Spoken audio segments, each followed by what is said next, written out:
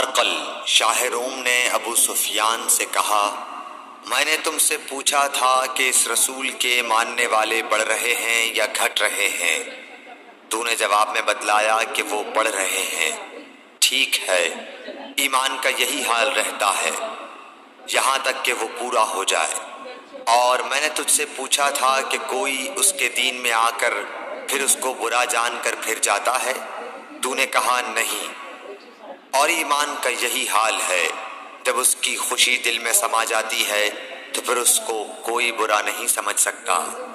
صحیح بخاری حدیث نمبر 51۔ حضور اکرم صلی اللہ علیہ وسلم فرماتے تھے، حلال کھلا ہوا ہے اور حرام بھی کھلا ہوا ہے، اور ان دونوں کے درمیان بعض چیزیں شبہ کی ہیں جن کو بہت لوگ نہیں جانتے کہ حلال ہیں یا حرام۔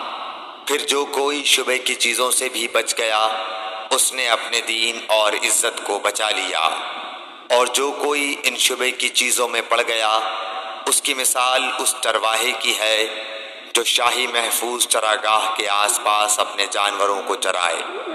وہ قریب ہے کہ کبھی اس چراگاہ کے اندر گھس جائے اور شاہی مجرم قرار پائے۔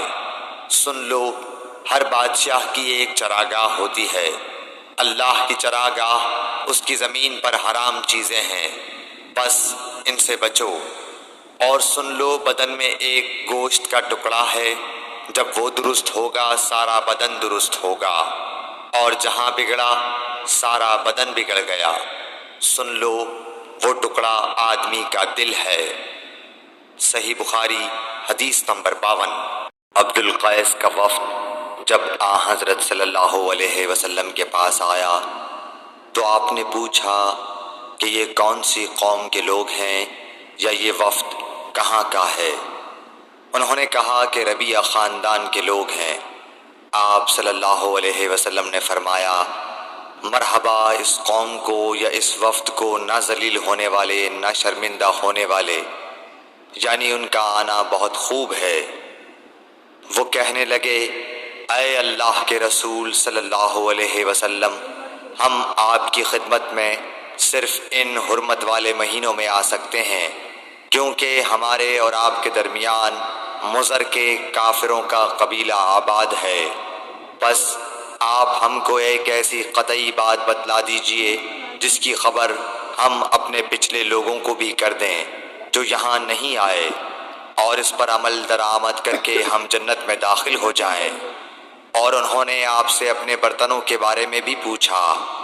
آپ صلی اللہ علیہ وسلم نے ان کو 4 باتوں کا حکم اور 4 قسم کے برتنوں کو استعمال میں لانے سے منع فرمایا۔ ان کو حکم دیا کہ ایک اکیلے خدا پر ایمان لاؤ۔ پھر آپ صلی اللہ علیہ وسلم نے پوچھا کہ جانتے ہو ایک اکیلے اللہ پر ایمان لانے کا مطلب کیا ہے؟ انہوں نے کہا کہ اللہ اور اس کے رسول ہی کو معلوم ہے۔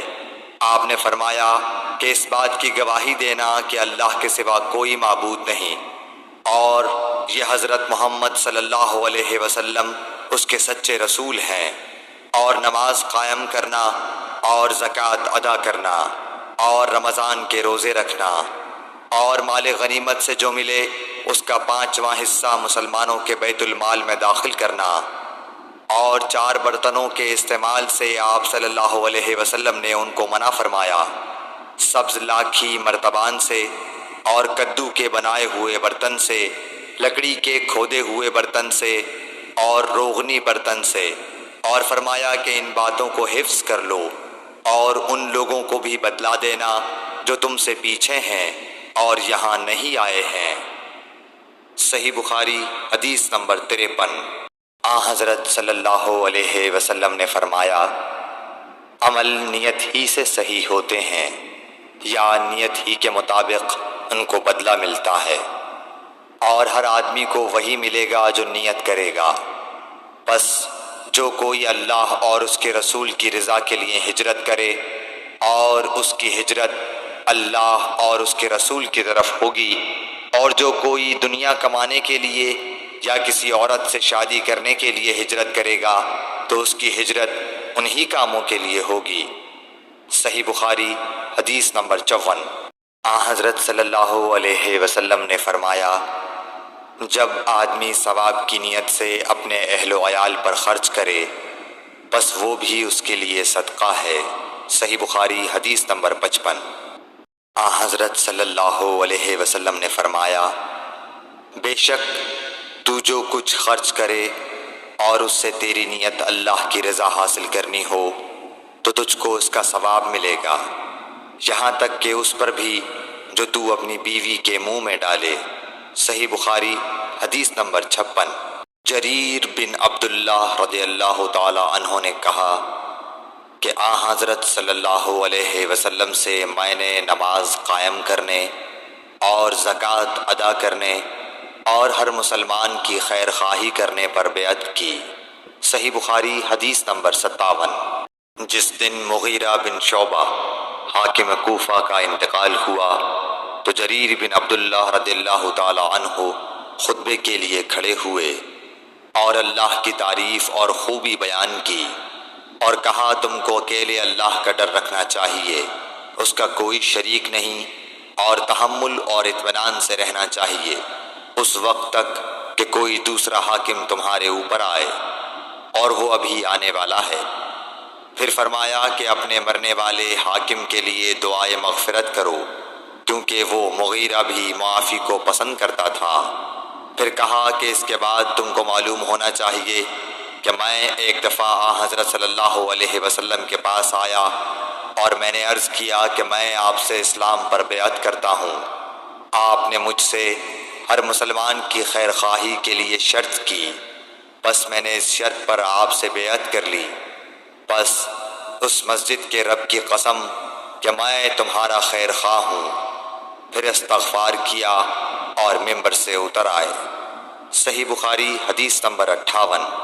ایک بار حضرت صلی اللہ علیہ وسلم لوگوں میں بیٹھے ہوئے ان سے باتیں کر رہے تھے، اتنے میں ایک دیہاتی آپ کے پاس آیا اور پوچھنے لگا کہ قیامت کب آئے گی؟ آپ صلی اللہ علیہ وسلم اپنی گفتگو میں مصروف رہے۔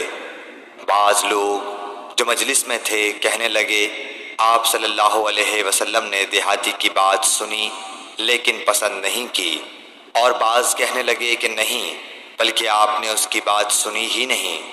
جب آپ اپنی باتیں پوری کر چکے تو میں سمجھتا ہوں کہ آپ صلی اللہ علیہ وسلم نے یوں فرمایا، وہ قیامت کے بارے میں پوچھنے والا کہاں گیا؟ اس دیہاتی نے کہا، حضور میں موجود ہوں۔ آپ نے فرمایا کہ جب امانت ایمانداری دنیا سے اٹھ جائے تو قیامت قائم ہونے کا انتظار کر۔ اس نے کہا، ایمانداری اٹھنے کا کیا مطلب ہے؟ آپ صلی اللہ علیہ وسلم نے فرمایا کہ جب حکومت کے کاروبار نالائق لوگوں کو سونپ دیے جائیں تو قیامت کا انتظار کر۔ صحیح بخاری حدیث نمبر 59۔ عبداللہ بن عمرو نے کہا کہ ایک سفر میں جو ہم نے کیا تھا حضرت صلی اللہ علیہ وسلم ہم سے پیچھے رہ گئے، اور آپ صلی اللہ علیہ وسلم ہم سے اس وقت ملے جب عصر کی نماز کا وقت آن پہنچا تھا۔ ہم جلدی جلدی وضو کر رہے تھے، بس پاؤں کو خوب دھونے کے بدل ہم یوں ہی سا دھو رہے تھے۔ یہ حال دیکھ کر آپ صلی اللہ علیہ وسلم نے بلند آواز سے پکارا، دیکھو ایڑیوں کی خرابی دوزخ سے ہونے والی ہے۔ 2 یا 3 بار آپ صلی اللہ علیہ وسلم نے یوں ہی بلند آواز سے فرمایا۔ صحیح بخاری حدیث نمبر 60۔